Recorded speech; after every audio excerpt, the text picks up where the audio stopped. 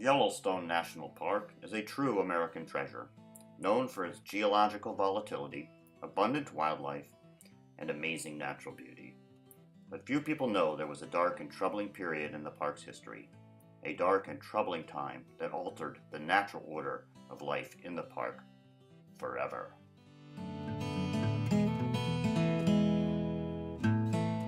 At a beautiful pond in Yellowstone, we caught up with one of the few local residents who remembers this time and will speak of it. You know, it's pretty quiet here now evenings at Trout Lake, Yellowstone National Park. Wasn't always that way, you know. Used to be every evening you hear all the chattering of the marmoteers and the jackalopes just frolicking around. But then one year, I think it was back in like '68, they set off to a feuding. Seems like one of them marmots got a little frisky, one of them jackalope lasses. He was ugly. We called it World War Furry 3. So who is this curious character, and what can we make of his strange tale? Cowboy Johnny was born Johann Bertrand Gut in Bozeman, Montana. The son of first-generation German immigrants, he adapted easily to the frontier life, and by all accounts was a free spirit, popular with his schoolmates, who gave him the moniker Johnny B. Gut. He has spent his entire life in and around the park, moving from Bozeman to Gardner, Montana, Cody, Wyoming, and eventually Jackson Hole, Wyoming. He has worked as a ranch hand, rodeo clown, whitewater rafting guide, and ski lift operator. In an area full of colorful characters, he holds his own, perhaps being best known as the first person to ski Corbett's Couleer wearing nothing but a pair of skis and a cowboy hat.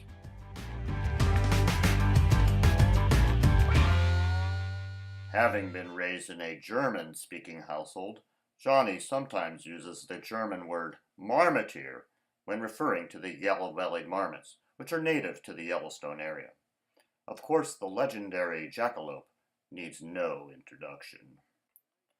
The next time we caught up with Johnny, he was enjoying one of his favorite pastimes, listening to the weekly classical music performance at the legendary Old Faithful Inn. Unfortunately, he was in no mood to tell us the entire story of the infamous and bloody feud. You know, the battle between the marmots and the jackalopes, it was a black time here at Yellowstone. And most of the old timers, we really don't want to even talk about it. You know, blood ran through the rivers. The fur, it was a-flying. The wolves, bellies were full of dead varmints. The bison, they were tripping and stumbling over the carcasses. It was carnage. It was sad.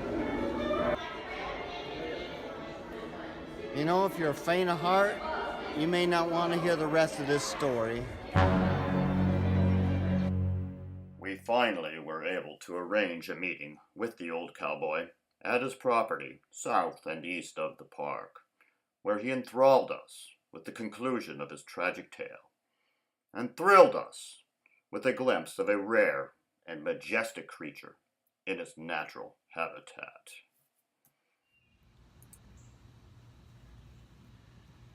Yeah, now that battle between the marmots and jackalopes started up in the northeast corner of Yellowstone, up there in the Lamar Valley. It raged throughout the park, over to Mammoth Springs, down to the lake. Eventually there wasn't much of an area that wasn't touched. It disturbed all the other wildlife, set the buffalo off of stampeding. Elks, they were so upset they couldn't mate and deliver their young.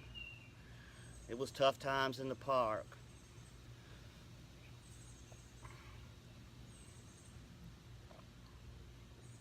Here's to them hardy warriors. Let me tell you, jackalopes had the upper hand for a little while. They cornered the marmots in the area of the hot sulfur springs. Well, you know, marmots, their lungs aren't too good. So, you know, they're kind of susceptible to the black lung disease, or the, I guess what they call pneumonia these days.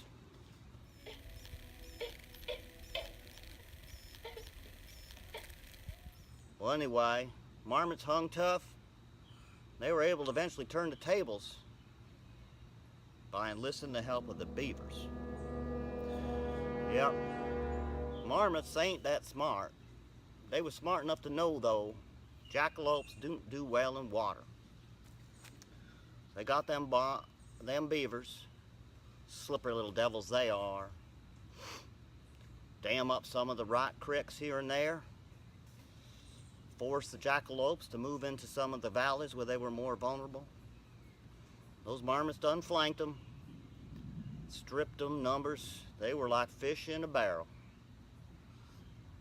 They scattered every which way.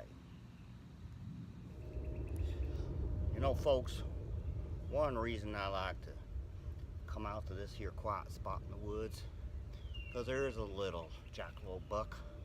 Sometimes I find him scurrying around here, trying to find himself a little something to eat, maybe a little something to purdy up his nest for his missus. Let's take a little look around here, see if we can spot him. Hey! Okay, y'all, gotta be quiet. We're looking in this area around here. This is where I've seen him before.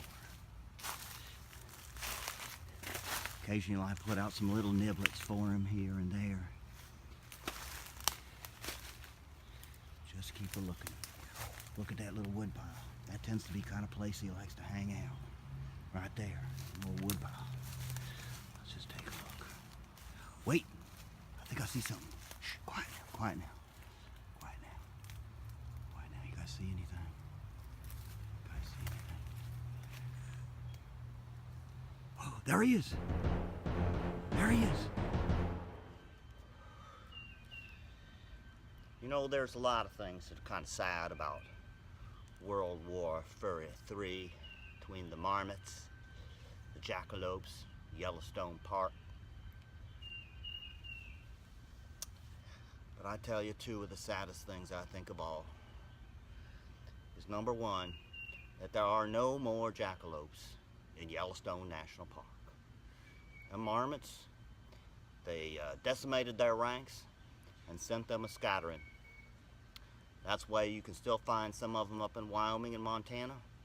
Jackalopes as far south as Arizona, New Mexico, places like Nebraska, because they done run for their lives. But you know, the other sad thing is that government, them bureaucrats, they decided that the jackalopes had suffered such a humiliating loss, they were such a disgrace as a species, that they didn't belong on the endangered species list. And that's why, all over the place, you can hunt a jackalope without a license.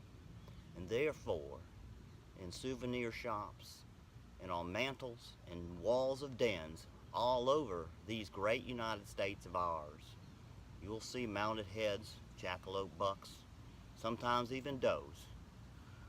And I'm very, very ashamed to say, sometimes taxidermists been taking some liberties, putting chicken feet and wings and feathers on them. I tell you, that just ain't right.